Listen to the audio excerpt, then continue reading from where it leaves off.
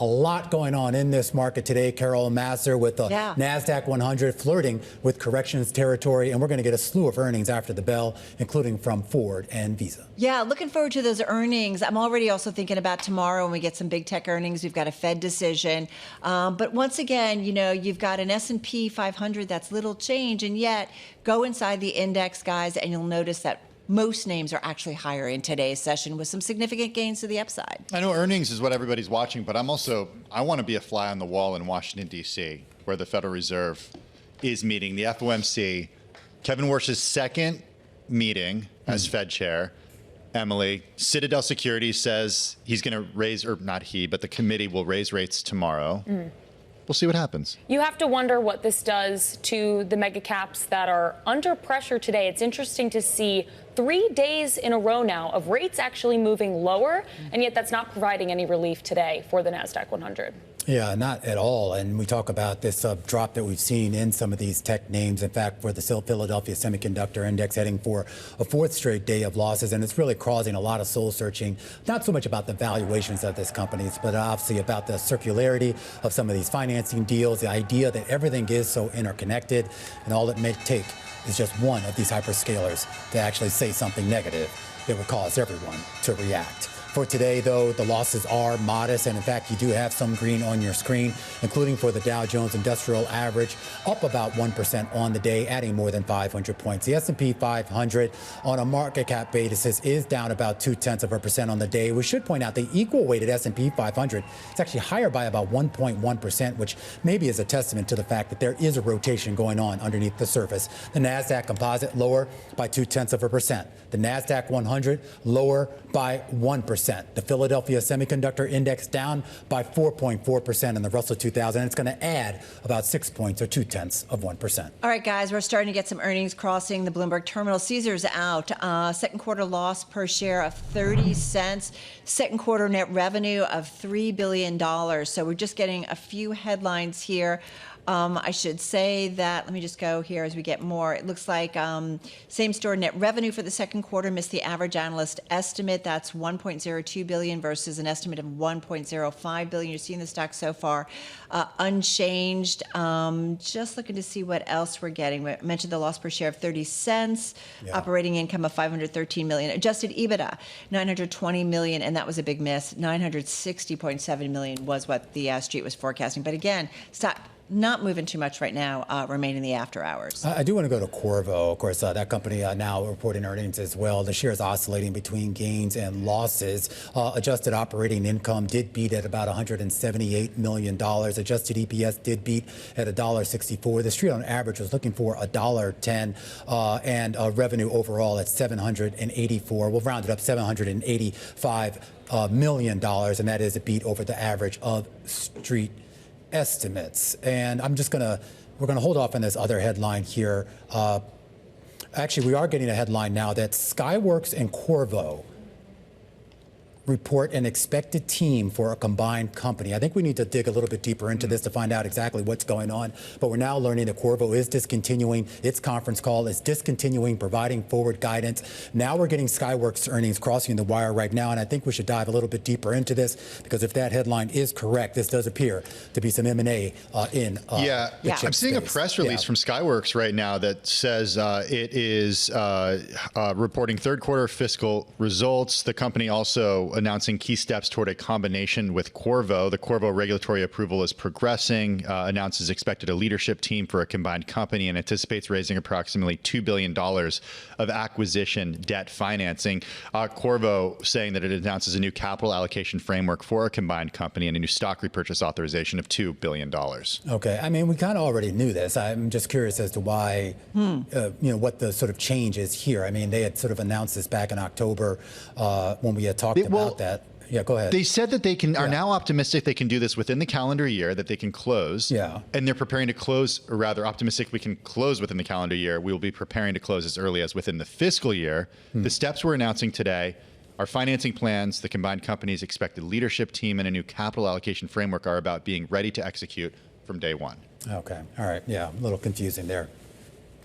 Okay, so we're watching shares of that. Not a ton of movement right now, but let's go back to the IMAP before we get some more earnings. It was a largely green day for the index level, the S&P 500 finishing the day up 0.2%. As you can see, though, IT was the sector dragging down the index. Energy as well, and then industrials and utilities and real estate also in the red. I want to say that this is a AI data center risk off trade because all those sectors kind of do benefit from the build out of artificial intelligence. So again, it was a risk off on the AI trade, healthcare, consumer staples, materials, some of those kind of safe havens in the equity market in the green today. All right, guys, to some of the individual gainers as we continue to watch for some more earnings to cross. Kind of going old school for two of my picks. Coca-Cola up 5% in today's session. The company raised its full-year outlook, bolstered by demand last quarter while it served as a major sponsor of the FIFA World Cup, so it benefited. Now seeing organic sales growth of 5%. They raised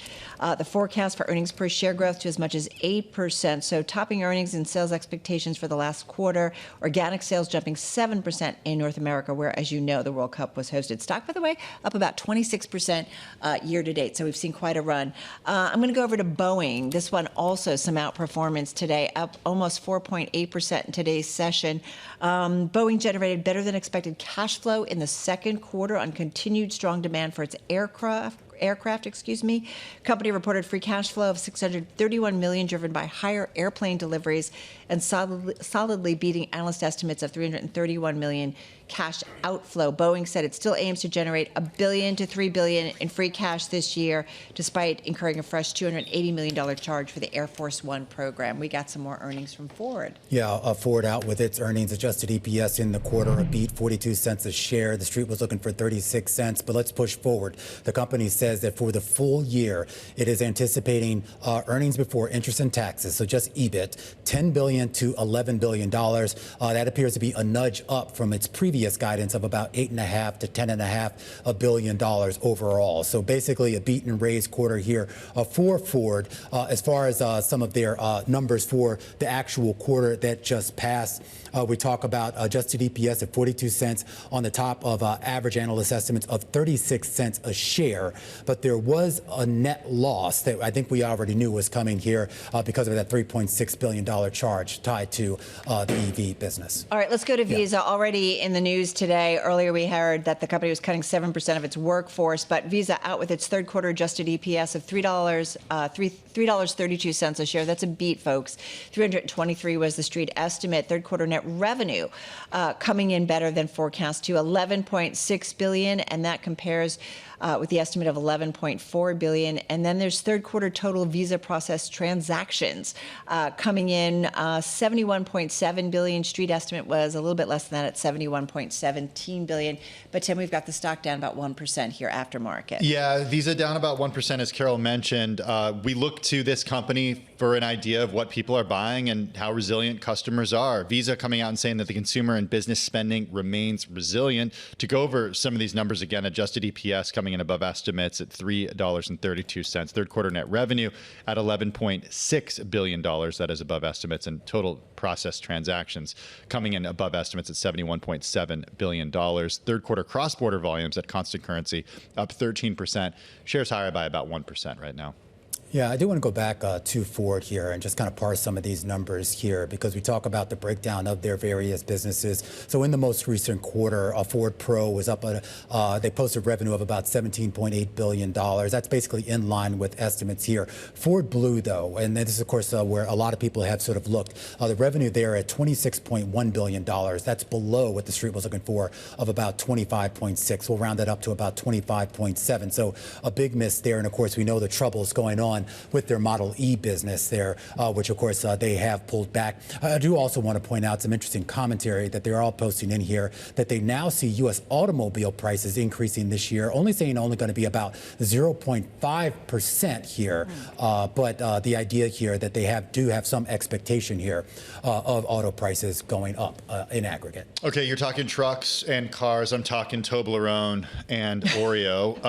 Mondelez shares in the after hours. Well, Well, I should say that just go with numbers here right now. Fiscal year organic net revenue coming in at least plus 2%, saw 0% to 2%. Shares of Mondelez up about 1.5%. Second quarter EPS coming in at $1.20. Second quarter net revenue coming in at $9.36 billion. That beat estimates. Second quarter adjusted EPS coming in above estimates at 73 cents a share.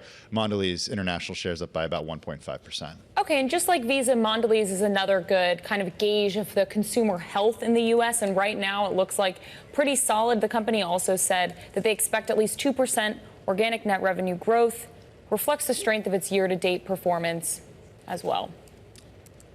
All right, and I think we have one last earnings. Seagate coming out, just crossing the Bloomberg terminal. Let's just go to it real quickly. Let's go to the outlook. First quarter revenue, $4 billion to $4.2. That's way above what the street was looking for, $3.79 billion. Fourth quarter revenue also coming in better than expected, $3.63 billion versus an estimate of $3.49 billion. Fourth quarter adjusted EPS, $5.71 a share. Street was looking for $5.08 a share. And as a result, not a surprise, stock is up, at least initially, about 4.5% here in the aftermarket.